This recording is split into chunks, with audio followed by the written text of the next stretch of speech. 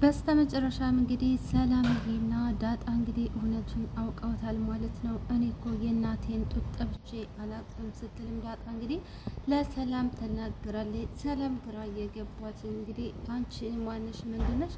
ለምንድን ነው የእናትሽን ጡት ያልጠባሽው? እናትሽ የት ናት? ስትልም ተናግራለች ማለት ነው። በጣም ነው የሚያሳዝነው። ዳጣ እንግዲህ አሁን ላይ ችግሯ ምን እንደሆነ ታውቋል ማለት ነው። ሰላም እንግዲህ እውነትም ልጄ ናት እንዴ በማለት እርግጠኛ ባትሆንም አሁን ላይ ያላት ችግር እንግዲህ እሱ ላይ ይሆናል ማለት ነው። በጣም ነው የሚያሳዝነው። ዳጣ እንግዲህ እውነቱን ብትናገርና ሁሉን ነገር ብታውቅ እናቷ ሰላም መሆኗን ታውቅ ነበር። ነገር ግን ሰላምዬ አሁን ላይ ጥርጣሬ ውስጥ ገብታለች። የምትሸወድ አይመስለኝም። አቶ ደረጀም እንግዲህ ለሰላም እውነቱን እኔ መናገር አለብኝ፣ እንዳትናገሪ፣ ያለበዛ ግን ችግር ውስጥ ነው የምትገቢው፣ ከዚህ ቤት እንድትወጭ ነው ወይስ ደግሞ ንብረት ልትካፈለኝ ነው በማለትም ስጋት ላይ ይገኛል። አቶ ደረጀ አስተሳሰቡ ሌላ ነው። ማርታም እንግዲህ ጥርጣሬ ውስጥ ገብታለች። አቢጌም እንግዲህ አሁን ላይ ናታን የኔ ብቻ ነው፣ ስለዚህ ዳጣ መቼም ያንተ አትሆንም ስትልም እንግዲህ አቢጌም እንግዲህ ፍቅርን በግዴታ ባልን በግዴታ በገንዘብ የምገዛ ይመስላታል ማለት ነው። እንግዲህ በስተመጨረሻም ሰላምዬ ዳጣ እናቷን መሆኗን እንግዲህ እርግጠኛ ባትሆንም ወይም ደግሞ ሰላም ዳጣዬ እርግጠኛ ባትሆንም እንግዲህ ልጇ መሆኑን ከዚህ በኋላ ግን አቶ ደረጀ ለዳጣ ያላት ፍቅርን አሁን ላይ አንድ ብላ የምታይበት ነው የሚመስለኝ። ነገር ግን ደግሞ ሰላምዬ ከመሞተ በፊትና ከመውለደ በፊት ልጄን ማወቅ እፈልጋለሁ፣ የት ናት ያለችው? የት ናት? እምኑ ጋ ናት? እባክህን ንገረኝ፣ ከዚህ በኋላ መታገስ አልፈልግም ስትልም እንግዲህ ተናግራለች። ወደ አለበዛ ግን ለወይዘሮ ማርታ እንግዲህ ምስጢሩን ሁሉ ነግራታለሁ። ከዚህ ቀደም እንግዲህ አንቺ በሄድሽበት ዱባይ ስራ ውስጥ እንግዲህ እኔ ከባልሽ ጋር ተኝቼና ዳጣን ወልጄ ነበረ፣ ወይም ደግሞ አሁንም እንዲው ድጋሚ በከሷ አርግዣለሁ፣ ልጆቹ ሁላ የእሱ ናቸው ለማለት እንግዲህ ወስናለች ማለት ነው። ሰላም አሁን ላይ ተስፋ ቆርጣለች። ህይወት ተስፋ አስቆርጣታለች። ምንም እንኳን ልጇ ማናት ምንድናት ማየት ትፈልጋለች እና አሁን ላይ ምን አይነት ውሳኔ መወሰን እንዳለባት እሱ አንድላ ጀምራለች። አቶ ደረጀ ግን መናገር ያልፈለገበት ምክንያት እንግዲህ ትዳሩን ስለሚያከብርና ስለሚወድ ነበረ። ነገር ግን ደግሞ ትዳርን አፈርሳለሁ ሲባል ያንዱን ህይወት ስም መጣል የለባቸውም ነበረ። ነገር ግን ደግሞ አቶ ደረጀ ያለበት ሁኔታ ሁላችንም እናውቃለን። ማለቴ አንዳንድ ጊዜ በህይወታችሁ ውስጥ የሆነን አንድ ምስጢር ለመደበቅ ስትሩ እራሳችሁ ትጎዳላችሁ። ልጁን ጥሎ እስከ ጣሏት ድረስ እስከ ዛሬ ባለበት ህይወት ድረስ ምንም እንኳን ትዳር ይዞ ልጆችን እየወለደ ብዙ ነገር ቢያደርግም፣ ነገር ግን አንዳንድ ጊዜ ኃጢአት መቼም አይረሳም። የሆነ መጥፎ ነገር ስትሰሩ እስከምትሞቱ ድረስ ከፈጣሪያችሁ እስከምትገናኙ ድረስ ያ ያሳለፋችሁት መጥፎ ነገር ሁሌም በልባችሁና እንዲሁም ደግሞ ከኋላችሁ እየተከተለ የሆነ ነገር የሚያደርጋችሁ ነገር አለና አቶ ደረጀም የዛ አይነት ሁኔታ ውስጥ ነው ያለ። ሰላምም እንግዲህ እስከ ዛሬ ድረስ ታግዣለሁ፣ ከዚህ በኋላ ግን ልታገስ አልችልም። ስለዚህ እውነቱን ልትነግረኝ ይገባል። ልጄ ማናት? የት ናት? ሞታለችም ብለህ አልነገርከኝም። ተስፋ ትሰጠኝ ነበረ። ተስፋን ከዚህ በኋላ ልታጨለምብኝ አልፈልግም። ከዚህ በኋላ ከመውለዴ በፊት ልጄ ማነች? ምንድናት? የት ናት? የሚለውን ማወቅ ይኖርብኛል ስትልም ተናግራለች። በጣም ነው የምታሳዝነው።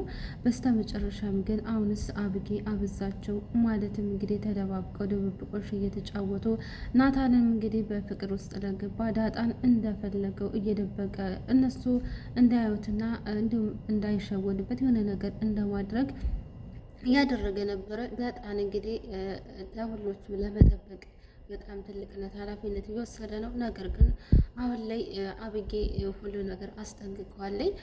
አቶ አርጆን እንግዲህ ይቺ የተረገመች እህቷ አሁን ላይ ሰላምዬን ሳታገኝ የሚያሳዝነው ፓርት ምንድን ነው?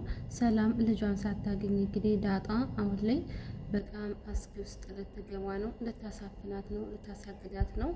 አብጌ እንግዲህ ያላት አማራጭ እሱ ብቻ ነው ማለት ነው። አሰቃይታ እንግዲህ ናታን የኔ ብቻ ነው፣ ስለዚህ ዳጣ አሁን ላይ የኔ ብቻ ናታን ነው፣ እሷ ከሱ ጋር መሆን የለባቸውም በማለት እንግዲህ የገዛ እህቷን እንግዲህ ልታሳግታት ነው። አሳግታ እንግዲህ የሆነ ነገር እንዳትሆን ብዬ ፈረሁኝ፣ ወይም ደግሞ የሆነ እንዳትሞት፣ ወይም ደግሞ ሰላምዬ ልጇን ሳታገኝ ሰላምዬ በውላዳ ምክንያት እንዳትሞት ብዬ እፈራለሁኝ። ወይም ደግሞ ዞሮ ማርታ ልጃቸው እንግዲህ እጃቶ ደረጃና ሰላም መሆኑ ስታውቅ በጣም ህመምተኛ ስለሆነች ራሷን ስታ የሆነ ነገር እንዳትሆን ብዬ ይፈራለሁ። ዳጣ እንግዲህ አሁን ላይ ችግር ውስጥ ልትገባ ነው የተረገመችው። አቤጌ አሁን ላይ እንግዲህ አሳግታ ከቤተሰብ ልታርቃት ትፈልጋለች ማለት ነው። በጣም የምታሳዝነው አቶ ደረጀ እንግዲህ እስከዛሬ 18 ዓመት ድረስ ልጄን አገኘው ብሎ በጣም ደስ ብሎት እንግዲህ ከእናቱ ጋር ለማገናኘት እንግዲህ ብዙ ፕሮሰሶች መንገዶችን እንዲሁም ደግሞ ብዙ ነገሮችን አድርጓል። ይህን ምርመራም አድርጎ ልጅ መሆኑን ታረጋግጠ በኋላ እንግዲህ ልጄ ማለት የኔ በጣም ኩራቴ ናት እንኳን አገኘሁሽ ብሎ ከጸጸቱ እንኳን ትንሽ ቢመለስም ነገር ግን እናቷን ስላላገኘች ትንሽ ጊዜ ስጭኝ አባዬ እናቴ አንድ ነገር ብትሆን እኔ ሳታገኝ የሆነ ነገር ብትሆን መቼውም ይቅር አልልህም ብለው ነበረ። አንድ ነገር ከሆነች የእውነት በጣም ይቅር አትለውም እና አቶ ደረጀ ምን አይነት ውሳኔ ውስጥ እንደሚገባ አሁን አላቅም።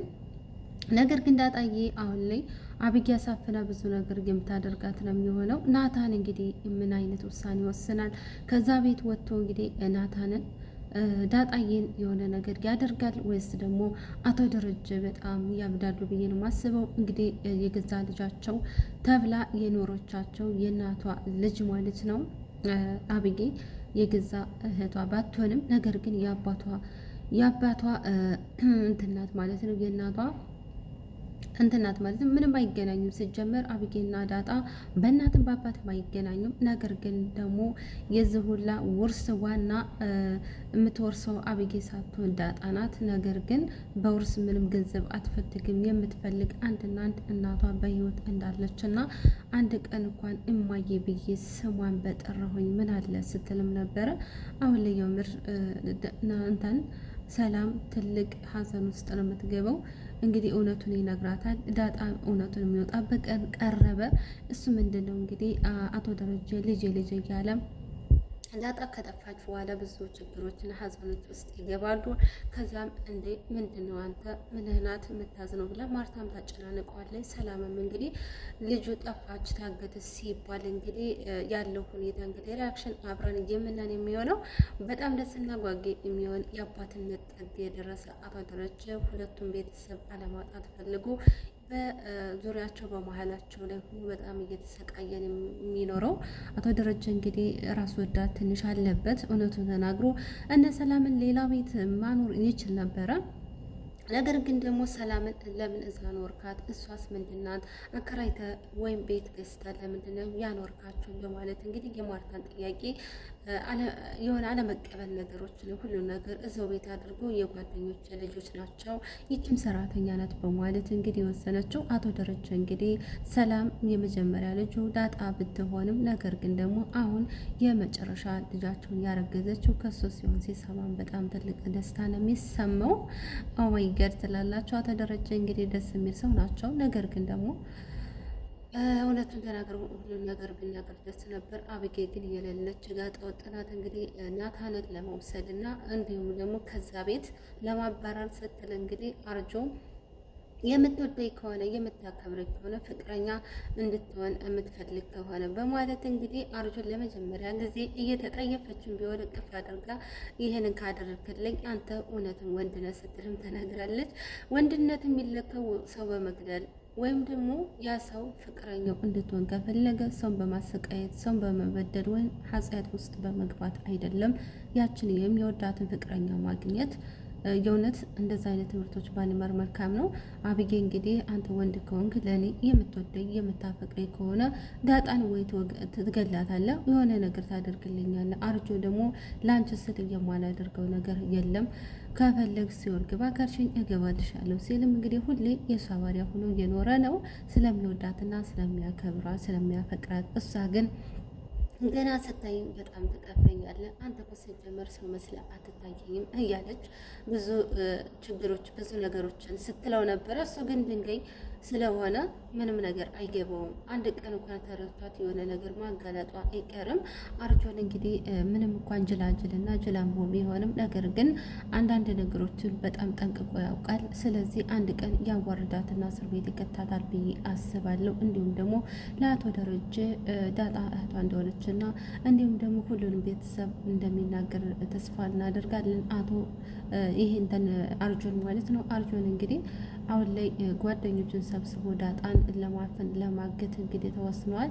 በጣም ነው የሚያሳዝኑ። ዳጣ እንግዲህ አሁን ላይ ያለችበት ሁኔታ ምን ትሆን፣ ሰላምስ እውነቱን ታውቅ ይሆን የሚለውን እንግዲህ በቀጣይ ቪዲዮ አብረን የምናየው ነው የሚሆነው። በዚህ ፓርት እንግዲህ ዳጣ እየተታፈናለች።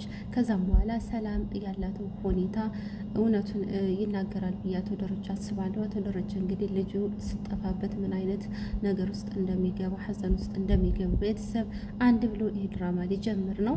ሰላም እንግዲህ አሁን ላይ አንድ ብላ ጥያቄውን ጀምራለች። አንቺ ማነሽ? ለምን እናትሽን ጡት አልጠባሽም? ለምንድን ነው ብላ ጥያቄዋ ስታበዛባት ዳታም እየተደናበረች ነበር። አይ ምንም ስትል ከዛም ሰላም አተኩራ እያየቻት ነበር። ለምንድን ነው የምታይኝ ስትል ጥያቄዋን አቅርባለኝ። አሁን ላይ እንግዲህ ሰላም የምትጠራጠርበት ጊዜ ደረሰ ማለት ነው። እስኪ መጨረሻው አብረን የምናይ ነው የሚሆነው። ለቤቴ አዲስ የሆናችሁ ላይክ፣ ሸር፣ ሰብስክራይብ እያደርጋችሁ አበረታቱኝ። ሰላም ለሁላችሁም። ባይ ባይ።